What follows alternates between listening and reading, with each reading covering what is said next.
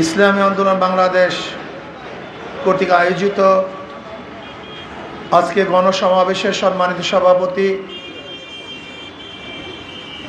এদেশের শ্রেষ্ঠ সন্তান শ্রদ্ধাভাজন ওলামায়ে কেরাম, ইসলামী দলের নেতৃবৃন্দ, সকল স্তরের ইসলাম প্রিয় দেশপ্রেমিক ভাইয়েরা আমার, ইসলামী আন্দোলন বাংলাদেশ কি চায়, তাদের বক্তব্য কি, দাবি কি, উদ্দেশ্য কি, কি মেসেজ জাতিকে দিতে চায়, এই বিষয়ে আমাদের অনেকেরই ধারণা নেই। এই ধারণা না থাকার কারণেই আমাদেরকে অনেকেই শত্রু মনে করেন। পরিকল্পিতভাবে আমাদেরকে শত্রু বানানো হচ্ছে। আর শত্রুতা কারা করছেন? একজন মুসলমান। একজন মুসলমান ইসলামের দুশমন হতেই পারে না, ইসলাম বিদ্বেষী হতেই পারে না।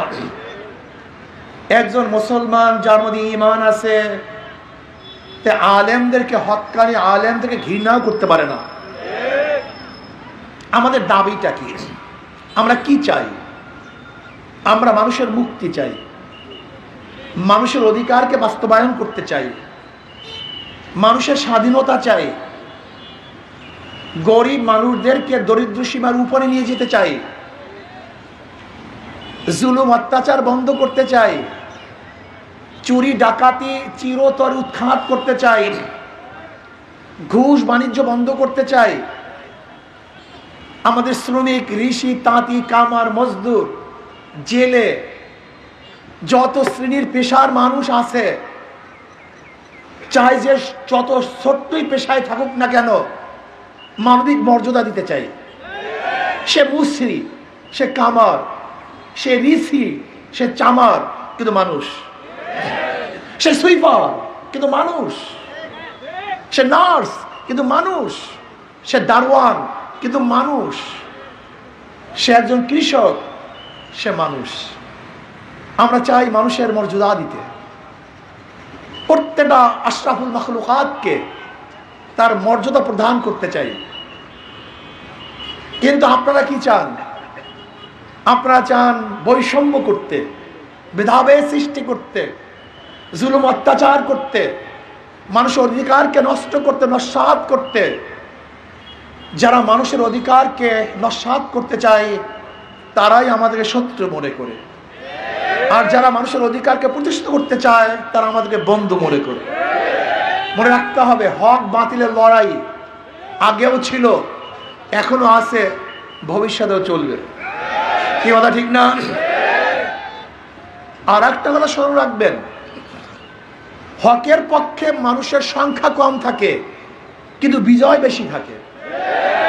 বদরের ময়দানে নবী আলাইহিস সালাতু ওয়াস সালামের পক্ষের সংখ্যা কম ছিল কিন্তু বিজয় তাদের ছিল, ঠিক না? খন্দকের ময়দানের অবস্থা একই, মুসলমানদের সংখ্যা কম কিন্তু বিজয় তাদের পক্ষেই ছিল। ফতে মক্কার অবস্থাও তাই। আপনারা না জানেন, রাজা দাহিরের 1,00,000 সৈন্যের বিরুদ্ধে মোহাম্মদ বিন কাসিম রহমতুল্লাহ মাত্র 5,000 সৈন্য বিজয় অর্জন করেছিল। আমি ইতিহাস থেকে বলতে চাই, হকের পক্ষের সংখ্যা কম, বিজয়ের সংখ্যা বেশি। আজকেও ভেবেছেন যে হকের পক্ষে লোক কম, কাজে এরা বিজয় হতে পারবে না। আমি স্মরণ করাতে চাই, হকের পক্ষে সংখ্যা কম কিন্তু এরাই বিজয় অর্জন করবে ইনশাআল্লাহ। আপনারা কি জানেন এদেশ কেন স্বাধীন হয়েছিল? বিশ্বাস করেন, আমি প্রশ্ন করি, অনেক মানুষ জানিই না কিসের ভিত্তিতে, স্লোগান কি ছিল অনেকেই জানে না। সাম্য, মানবিক মর্যাদা, সামাজিক ন্যায় বিচার প্রতিষ্ঠিত করার জন্য এদের স্বাধীন হয়েছিল। সাম্য মানে কি? সমান, সবাই সমান। গরিব, দুঃখী, মৃত মানুষগুলি, ঋষি, কামার, চামারগুলি, বড় লোক, ছোট লোক, শিক্ষিত, মূর্খ, ড্রাইভার, মালিক, আশরাফুল মাখলুকাত, তাকে মর্যাদা দিতে হবে। সে মানুষ, এই মর্যাদা তাকে প্রদান করতে হবে। অপমান করা যাবে না, অপদস্থ করতে পারবেন না। ঘৃণা করতে পারবেন না, খারাপ ব্যবহার করতে পারবেন না। সে আপনার কাজের বুয়া হোক না কেন, সে মানুষ, তাকে মর্যাদা দিতে হবে। সম্মতা, মানবিক মর্যাদা প্রদান করতে হবে, ন্যায় বিচার প্রতিষ্ঠা করতে হবে। কিন্তু আমি সাংবাদিক বন্ধুকে প্রশ্ন করতে চাই, সাম্য, মানবিক মর্যাদা, সামাজিক ন্যায় বিচার আজকে 53 বছর প্রতিষ্ঠিত হয়েছেন? বলুন। যারা যখন ক্ষমতায় ছিল তারা এই দেশকে লুটপাট করেছে, যারা যখন ক্ষমতায় ছিল তারা জুলুম করেছে, অত্যাচার করেছে, অবিচার করেছে। আমরা জুলাই আগস্টের বিপ্লব কেন করেছিলাম? আন্দোলনের সূচনা কি ছিল? বৈষম্য দূর, কোন জায়গায় বৈষম্য থাকতে পারবে না। কিন্তু এখন কি দেখতেছি? সেই বৈষম্য চলছে না। আমরা এটা হতে দেব না, ইনশাআল্লাহ হতে দেব না। আমি বিএনপির মহাসচিব মির্জা ফখরুল ইসলাম আলমগীর সাহেবকে বলতে চাই, আপনি সবচেয়ে বেশি গণতন্ত্রের কথা বলেন, কিন্তু আমি আপনাকে অনুরোধ করব, গণতন্ত্র কি জিনিস আপনি আপনার নেতাদেরকে শিক্ষা দেন, কর্মীদেরকে শিক্ষা দেন, এটা অনুরোধ করব। গণতন্ত্র জানিই তো না। আপনার নেতাদেরকে বলুন যে ভারতের লোকসভায় মোদিকে যে অ্যাটাক করা হয়, ওই যে আমাদের বাংলাদেশের সংসদে এইভাবে বিরোধী দল প্রধানমন্ত্রীকে অ্যাটাক করতো, তাহলে আমার মনে গলা চিপে ধরত। আপনি বলুন, গত ভারতে নির্বাচনে আমি প্রায় 100 বক্তব্য শুনেছি। রাহুল কি বক্তব্য দেয়, মোদি কি বক্তব্য দেয়, সোনিয়া কি বক্তব্য দেয়, প্রিয়াঙ্কা কি বক্তব্য দেয়, আমাদের দেশের এই পাশের ক্যালকাটার মমতা ব্যানার্জি কি বক্তব্য দেয়, বিরোধী দল কি বক্তব্য দেয়। আল্লাহ না করুক এই বক্তব্য আমরা দিতাম, তাহলে আমার মনে হয় এই বিয়াকুবগুলি, জাহেল মূর্খগুলি আমাদের রাস্তায় নামতে দিত না। গণতন্ত্র মানেটা কি? গণতন্ত্র ততক্ষণ প্রতিষ্ঠিত হবে না যতক্ষণ বিরোধী দল না থাকবে। আর বিরোধী দলের কাজটা কি আমাকে বলুন তো? সরকারি দল কি কি অন্যায় করে, কোন জায়গায় তার দুর্বলতা আছে, সেটা ধরিয়ে দেওয়াই তো বিরোধী দলের কাজ।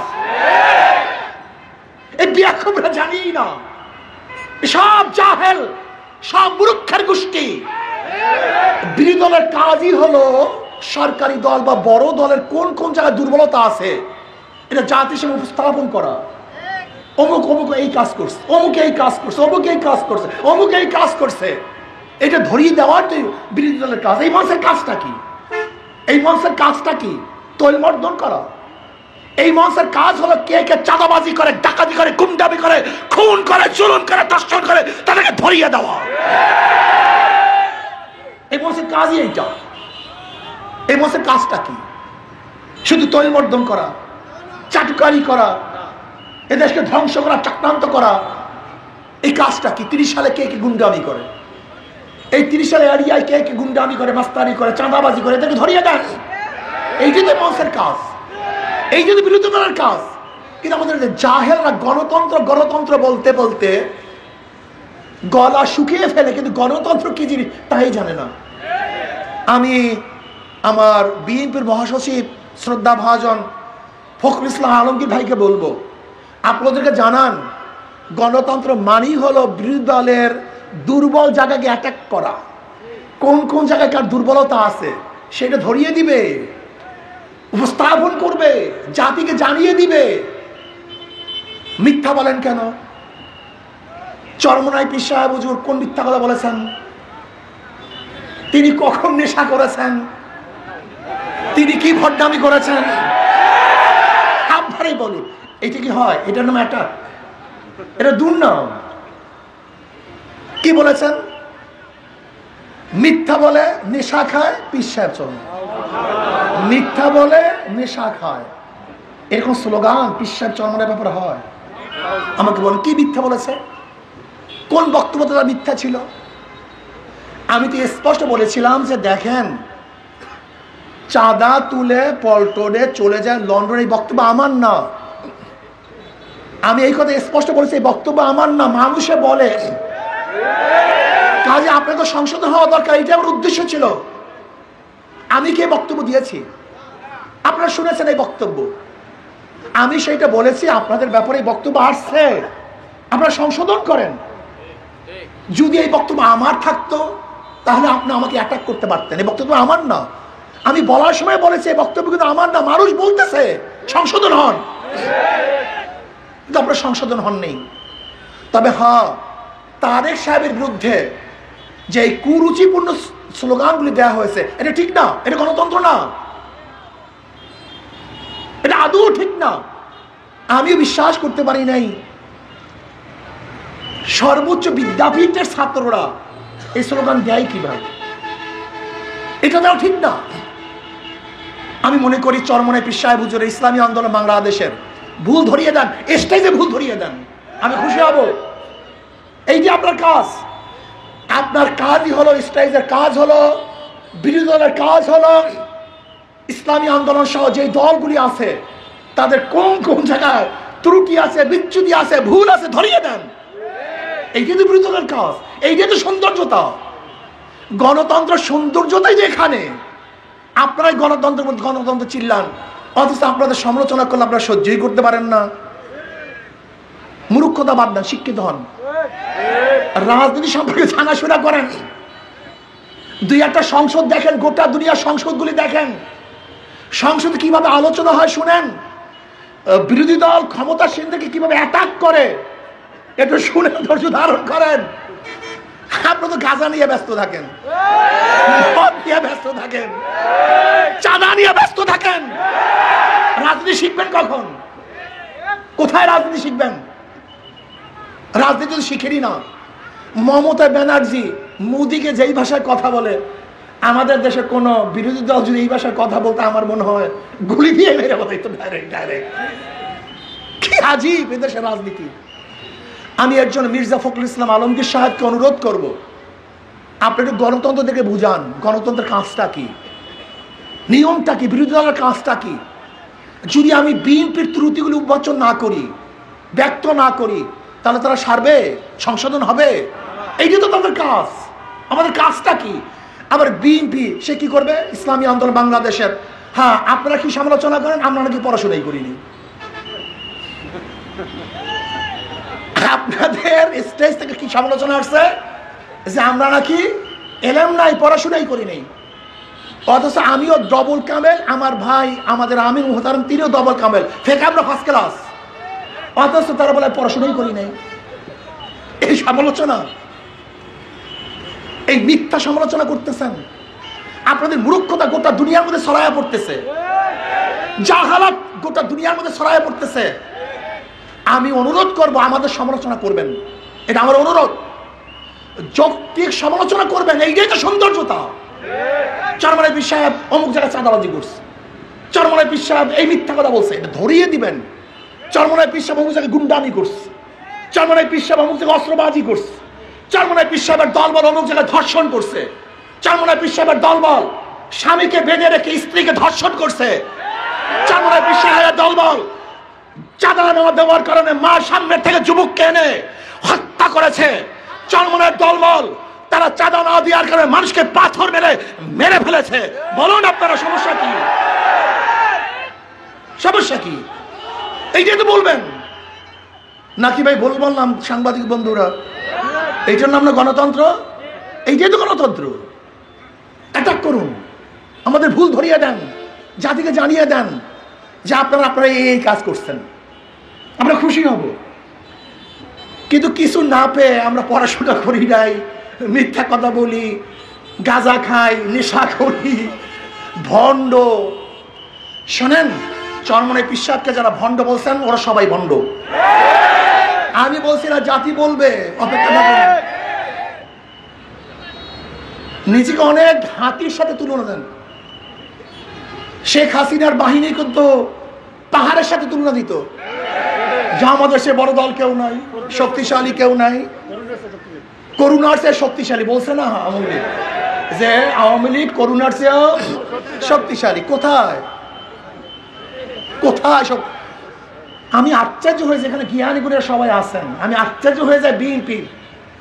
আপনি মির্জা ফখরুল ইসলাম আলমগীর সাহেব অনুরোধ করছি, বিএনপি বহুদলীয় গণতন্ত্র সৃষ্টিকর্তা আপনারা বলেন, অথচ অন্য কোন দলই আপনারা সহ্য করতে পারেন, এর কারণটা কি? আচ্ছা, জিয়াউর রহমান সাহেব দল করছে কাদেরকে নিয়ে জানেন? শাহ আজিজ সাহেবকে। শাহ আজিজকে জিয়াউর রহমান সাহেব প্রধানমন্ত্রী ছিল কে? শাহ আজিজ। সে কি ছিলেন? কথা বলেন না কেন? রাজাকার। সে সবচেয়ে বড় রাজাকার ছিল। জিয়াউর রহমান সাহেবের সংসদের প্রধানমন্ত্রী তিনি ছিলেন রাজাকার, আর এই বিএনপির স্লোগান দেয় এদেশে রাজাকার রাখবো না। কি আজীব মূর্খ, কি আজীব জাহেল। আওয়ামী লীগের তো বিএনপির উপরে ক্ষোভটাই ছিল এই যে জিয়াউর রহমান সাহেব রাজাকারদের প্রতিষ্ঠিত করেছে, অথচ আজকে নিজেদের বিরুদ্ধে নিজেরা স্লোগান দিচ্ছে। জানি না জিয়াউর রহমান সাহেব কাদের কি দল করছে, তাদের প্রাইম মিনিস্টার কি ছিল, কয় মন্ত্রীদের কতজন রাজাকার ছিল, এরা জানি না, স্লোগান দেয়। শোনেন, যে স্লোগান ছিল আওয়ামী লীগের, সেই স্লোগানগুলি, কথা বলেন না কেন, যে স্লোগান ছিল আওয়ামী লীগের সেই স্লোগান কার? যে স্লোগানের জন্য আওয়ামী লীগ ধ্বংস হয়েছে, সেই স্লোগানের জন্য বিএনপি ধ্বংস হবে। লিখে রাখুন, লিখে রাখুন, যে স্লোগানের জন্য আওয়ামী লীগ ধ্বংস, একই স্লোগান যদি আপনি দেন, আপনি ধ্বংস হবেন। যেই পথে গিয়ে অমুক ধ্বংস হয়েছে, সেই পথ আপনি ধরলে আপনিও সেই পথে ধ্বংস হবেন। যেই বক্তব্যে একটা বক্তব্য ছিল শেখ হাসিনা রাজাকারের বাচ্চা, এই এক রাজাকারের বাচ্চা বলার কারণে তার মসনদ ধ্বংস হয়ে গেছে। সেই শেখ হাসিনার রাজাকার আপনার মুখে মারছে, আপনার ধ্বংস হয়ে যাবেন, নিশ্চিত ধ্বংস হবেন। এর জন্য আমি অনুরোধ করবো, বিএনপি যারা করেন করেন, পড়াশোনা করেন। শুধু ওই চকির তলে থেকে রান্ডা বের করেন না, পুরানো অস্ত্রগুলি বের করেন না, ছুরি-টুরি বের করেন না, পড়াশোনা করেন, জানেন দল কি জিনিস, বিএনপি কি জিনিস। আমি চ্যালেঞ্জ দিলাম, যারা বিএনপি করে ওরা বিএনপি নীতিমালা পড়ে নেই, বিএনপির আদর্শ সম্পর্কে জানে না, বিএনপি শব্দের অর্থ জানে না, বাংলাদেশ ন্যাশনাল পার্টি জাতীয় পার্টি কি জিনিস ওরা জানে না। ওরা দল করে না, ওরা চাঁদাবাজি করে। ওরা দল করে না, খুনের আশ্রয় স্থান খোঁজ করে। ওরা দল করে না, কোন জায়গায় গেলে ধর্ষণ করতে পারবে নিরাপদে সেই জায়গা খোঁজ করে। এরা দল করে না, আদর্শ নাই, নীতি নাই, চরিত্র নেই। এর জন্য আমি বিএনপির বন্ধুদেরকে বলবো, এই দেশকে রক্ষা করার জন্য আপনার কর্মীদেরকে সুশিক্ষিত করতে হবে, রাজনীতি সম্পর্কে জানাতে হবে, ডেমোক্রেসি কি জিনিস তাদেরকে শিক্ষা দিতে হবে। বিরোধী দল আপনাকে অবশ্যই নরম নরম জায়গায়, দুর্বল জায়গায় অ্যাটাক করবে, এটা সহ্য করতে হবে, এটা শিক্ষা দিতে হবে, এটা শিক্ষা গ্রহণ করতে হবে। মিথ্যা বলা যাবে না, চাপাবাজি করা যাবে না, দুর্নীতি করা যাবে না, চাঁদাবাজি করা যাবে না, ধর্ষণ করা যাবে না, অন্যায় করা যাবে না, খুন করা যাবে না, এটা শিক্ষা দিতে হবে। যদি শিক্ষা দেন তাহলে কর্মী গঠন হবে, দেশ গঠন হবে। আমি বিশ্বাস করি আগামীতে ইনশাআল্লাহ এই জাতিকে আর অন্ধকারে রাখতে কেউ পারবে না। 53 বছর যারা জাতিকে অন্ধকারে রেখেছে, আগামী নির্বাচনে তাদেরকে অন্ধকারে রাখতে পারবে না। এই চাঁদাবাজি করতেছে কেন? নির্বাচনে টাকা খরচ করবে, কোটি কোটি টাকা খরচ করবে। আমি ভোটারদেরকে বলবো, ওরা যত বেশি টাকা দিবে সব খেয়ে ফেলবে, কিন্তু ভোট দিবেন না। এই টাকা আপনাদের টাকা, এই চাঁদাবাজির টাকা, গুন্ডামির টাকা, লুটের টাকা, যত দিবে তত নিবেন, কিন্তু জালেমদেরকে, চাঁদাবাজদেরকে ভোট দিবেন না। বলবেন আরো দাও, বলবেন আরো, আর আপনারা নিচে 5000 করে দিয়েছো মাত্র 500 টাকা। হ্যাঁ, ওরা যেন প্রত্যেকটা ভোট কমপক্ষে 50,000 টাকায় ক্রয় করে পারবে। যত দিবেন তত নিবেন, কিন্তু কথা কয় না, ঘটনা যত দিবে কিন্তু টাকা কাদের? কথা বলে না কেন? টাকা কাদের? যত টাকা দিবে তত নিবেন, কিন্তু যারা টাকা দিয়ে ভোট ক্রয় করবে মনে করবেন ওরা রাজনীতি করতে আসে না, ব্যবসা করার জন্য আসছে। ওদের ব্যবসায় হারিকান ধরাইয়া দিবেন, লালবাতি ধরাইয়া। কি রাজি আছেন ইনশাআল্লাহ? জনগণ বাবারা, আমি গরিবদের আরেকটা কথা বলি, আমার বক্তব্য শেষ করব। ও বাবা, আমি তো আপনাদের আপন, ইসলাম তো আপনাদের সবচেয়ে আপন, ইসলাম তো আপনাদের মুক্তির জন্য এসছে। আমার নবী আলাইহিস সালাম কি বলেছেন জানেন? তিনি বলেছেন, আল্লাহ তুমি আমাদের গরিবদের সাথে রাখিও, গরিবদের সাথে মৃত্যু দিও, গরিবদের সাথে হাসর করিও। আমার নবী গরিবের পাগল, আর গরিবরা ইসলামের পাগল না। আপনি কি জানেন ইসলাম হুকুমাত হলে কি হবে? আগামী 5-10 বছরের মধ্যে প্রত্যেকটা গরিব দরিদ্র সীমার উপরে চলে যাবে। বর্তমানে পুঁজিবাদী অর্থনীতি ধনীকে ধনী বানায়, গরিবকে গরিব বানায়। আপনি যাবেন ব্যাংকে, ম্যানেজার সাহেব আমাকে 10 লক্ষ টাকা লোন দেন, ম্যানেজার সাহেব কি বলবে? মর্গেজ দেন। বলবেন আমি তো গরিব, কোথায় মর্গেজ পাবো, কোথায় টাকা পাবো কোথায়? তাহলে আপনার জন্য টাকা না, আপনার জন্য লোন না, যাদের আছে ব্যাংক তাকেই দেয়, যার নাই ব্যাংক তাকে দেয় না। অর্থাৎ ধনীকে ধনী বানায়, গরিবকে। বর্তমান পুঁজিবাদী অর্থনীতি 1000 বছর চললেও কোনো গরিব ধনী হবে না। আর ইসলামের গোটা অর্থনীতি গরিবদের জন্য। জাকাত কাদের জন্য? গরিবদের জন্য। ফিতরা কাদের জন্য? গরিবদের জন্য। মানত কাদের জন্য? গরিবদের জন্য। ওসর কাদের জন্য? গরিবদের জন্য। দান কাদের জন্য? সবই গরিবদের জন্য। ইসলামের গোটা অর্থনীতি গরিবদের জন্য। কিন্তু কপাল পরা গরিবরা ইসলামকে পছন্দ করে না। অনেকেই মনে করে হুজুর আমি খারাপ, বিড়ি খাই, গাঁজা খাই, দাড়ি কাটি, আমার অবস্থাটা কি হবে ইসলাম হুকুমাত আসলে? বন্ধু আপনি ভুল মেসেজ পেয়েছেন। এক গাঁজাখোর আমাকে প্রশ্ন করতেছে, হুজুর ইসলাম হুকুমাত আসলে আমার গাঁজার অবস্থাটা কি হবে?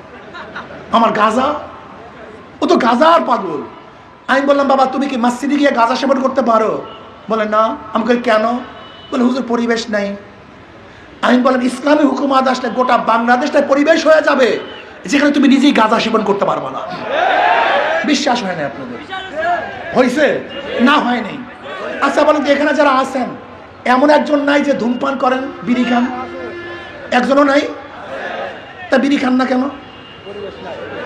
কথা বলেন না কেন? নিষেধ করছি, বাধা দিছি, বিড়ির কথা বলছি যে খাবেন না, তা খান নাই কেন? একবার মনে চাইছে? তার মানি বাধা দিতে হয় না, বলতে হয় না, জোর করতে হয় না। পরিবেশ আপনাকে অন্যায় থেকে ফিরে ফেলেছে। আজকে বাংলাদেশের অন্যায় হচ্ছে কেন? অন্যায় পরিবেশের কারণে। যদি অন্যায় পরিবেশ না থাকে আমার হাজারো মুসলমান বাবারা ফেরেশতা তুল্য হয়ে যাবে, ভালো হয়ে যাবে। আজকে পাশের চেয়ারে ঘুষ খায় বিদায় আপনার মধ্যে ঘুষের নেশা আসছে। পাশের চেয়ারে যদি ঘুষ না খায় আপনি নিজেই ঘুষ খাবেন না। আপনার বন্ধু মদ পান করে বিদায় আপনার মধ্যে মদের নেশা আসছে। আপনার বন্ধু যদি মদ পান না করে আপনি মদের নামও জানবেন না। কারণ ইসলামী আন্দোলন বাংলাদেশ, ইসলাম ক্ষমতা আসলে অনেক দাড়ি কামান্য বাবারা মনে হয় আমাকে জোর করিয়া দাঁড়িয়ে, না, ভুল। আচ্ছা যারা দাড়ি ছাড়া তাকে মসজিদে যান না? ইমাম সাহেব বলছে বের হও। সবচেয়ে ভালো জায়গা কোন জায়গা? মসজিদ। মসজিদ থেকে আপনাকে বের করে নাই আর গোটা বাংলাদেশ থেকে আপনাকে বের করে দিবে? আপনার মাথায় কি কোনো গন্ডগোল আছে মিয়া? মসজিদ সব থেকে ভালো জায়গা, সেখানে আপনাকে কিচ্ছু বললো না। প্যান্ট শার্ট দাড়ি ছাড়া আপনাকে কিচ্ছু বললো না। আর এই গোটা বাংলাদেশ থেকে আপনার দাড়ি ছাড়া ইসলাম হুকুমাত বের করে দিবে? আপনার মাথা কি গোল আছে? এই সমস্ত ভুল মেসেজ আপনাকে বোঝানো হচ্ছে ইসলাম আসলে এইটা, ইসলাম আসলে এইটা, ইসলাম আসলে এই ভয়, এই ভয় না। ইসলাম আসলে শান্তি, শান্তি, শান্তি, মুক্তি, মুক্তি। আসুন, জীবনভর ওদেরকে পরীক্ষা নিছেন, ওরা পরীক্ষা দিছে, বারবার ফেল। আওয়ামী লীগকে বারবার পরীক্ষা দিচ্ছেন না আপনারা? পরীক্ষা দিচ্ছেন না? বিএনপিকে, জাতীয় পার্টিকে বারবার ফেল। কিন্তু ইসলামকে একবার পরীক্ষা করেন নাই, একবারও করেন নাই। আমার অনুরোধ থাকবে, করো যার অনুরোধ থাকবে, একটাবার ইসলামকে পরীক্ষা করুন, একটাবার ইসলামকে পরীক্ষা করুন। যদি ফেল করে আল্লাহর কসম কোনোদিন আপনাদের কাছে ভোট চাওয়ার জন্য আসবো না, কোনোদিন দাঁড়িয়ে বড় কথা বলবো না। একটাবার পরীক্ষা করুন, একটাবার, শুধু একটাবার। দেখেন না কি হয়? দেখছেন তো সবাইকে, দেখি না এইটাকে। একটাবার ইসলামকে পরীক্ষা করুন। আশা করি ইনশাআল্লাহ যদি আল্লাহ কবুল করেন আগামীতে হক এবং বাতিলের লড়াই শুরু হয়ে যাবে। এক দল আছে চাঁদাবাজের গোষ্ঠী, আর এক দিকে থাকবে চাঁদা ফিরাবার গোষ্ঠী, একদিকে থাকবে জালেমের গোষ্ঠী, আর একদিকে থাকবে জালেম বন্ধ হওয়ার গোষ্ঠী, একদিকে থাকবে ভারতের দালাল গোষ্ঠী, আর এক দল থেকে আর এক দিকে থাকবে বাংলাদেশের যারা শান্তি কামনা করে, এই দেশকে রক্ষা করতে চায়, তাদের গোষ্ঠী। হক এবং বাতিলের লড়াই হবে ইনশাআল্লাহ। হকের পক্ষে থাকবেন না বাতিলের পক্ষে থাকবেন? ভারতের পক্ষে থাকবেন না দেশের পক্ষে থাকবেন? রাজি আছি ইনশাআল্লাহ। আর শেষ কথা হলো এই, ওদের মার্কার মধ্যে ভেজাল।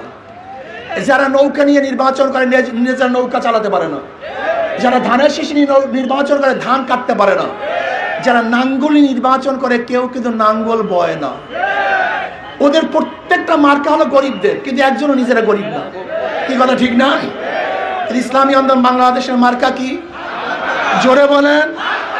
যারা নির্বাচন করে তারাও চালাতে পারে, যারা করে তারাও চালাতে পারে, মহিলারাও চালাতে পারে, পুরুষরাও চালাতে পারে, হিন্দুরাও চালাতে পারে, মুসলমানরাও চালাতে পারে, ধনীরাও চালাতে পারে, গরিবরাও চালাতে পারে। কেউ কার মার্কা নিয়ে ঘুমায় না, কেউ কার মার্কা বুকে নিয়ে, কিন্তু হাত পাখা ঘুমের সময় বুকের উপরে থাকে। কোথায় থাকে? এটা সর্বজনীন মার্কা, শান্তির মার্কা। কারেন্ট ফেল করে, হাত পাখা ফেল করে। ইনশাআল্লাহ রাজি আছেন না? ইনশাআল্লাহ। সব মার্কা দেখা শেষ, হাত পাকার বাংলাদেশ। সব মার্কা দেখা শেষ। কে রাজি আছেন? দুই হাত তুলে নারায়ে তাকবীর, নারায়ে তাকবীর। আল্লাহ কবুল করে না। আমাদের